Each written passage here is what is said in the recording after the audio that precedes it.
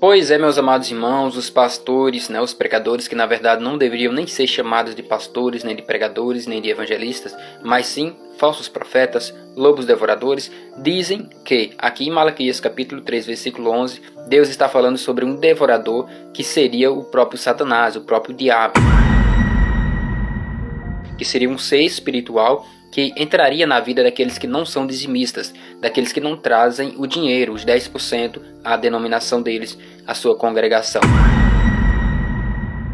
Sendo assim, esse diabo, esse demônio, esse devorador, ele começa a investir e a destruir tudo aquilo que você tem. A destruir a sua saúde, a sua família, o seu emprego, a sua empresa. Enfim, então eles afirmam que esse demônio começa a destruir a sua vida. Então essas pessoas ficam com tanto medo que elas se obrigam a dar esse dinheiro a esses lobos devoradores. Começam a dizer que se você não der o dinheiro, o dízimo, os 10%, esse demônio, esse devorador vai destruir a sua vida.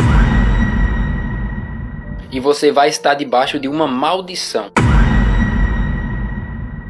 É assim que eles afirmam. Mas será que isso é verdade? Na verdade, isso é uma mentira. Esses falsos profetas estão mentindo.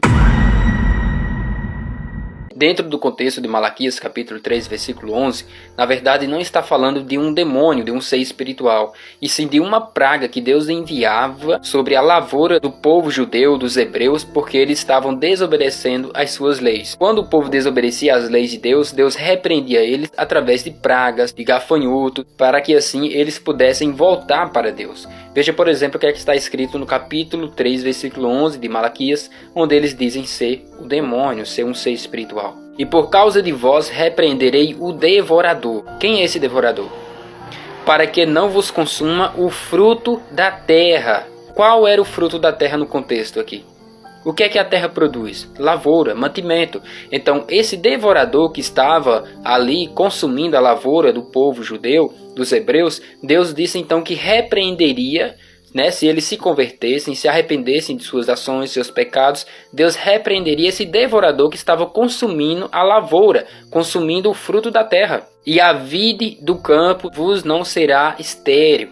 Ou seja, a videira do campo não seria mais estéril, porque quando uma praga, quando um gafanhoto, uma locusta, um pulgão está ali impregnado naquela planta, naquela lavoura, a lavoura não prospera. A lavoura ela atrofia, ela não consegue dar o fruto que ela deveria dar. Ela se torna estéril devido àquela praga estar impregnada ali. Hoje em dia, por exemplo, existem agrotóxicos que nós pulverizamos aquela lavoura, então aquela praga morre e a lavoura volta então a produzir o seu fruto. Mas se não existisse esses agrotóxicos, por exemplo, a lavoura seria totalmente destruída. Então nessa época, nesse contexto, Deus, o Senhor, enviava essas pragas para poder consumir o fruto da terra, a lavoura do povo hebreu, para que eles se convertessem ao Senhor. Era uma repreensão da parte de Deus sobre o povo judeu, sobre o seu povo. Não é um demônio, e sim pragas, como por exemplo também falou o profeta Joel, no capítulo 1, versículo 4 e capítulo 2, versículo 24 e 25. Lá está escrito que esse devorador era o pulgão, o gafanhoto, a locusta.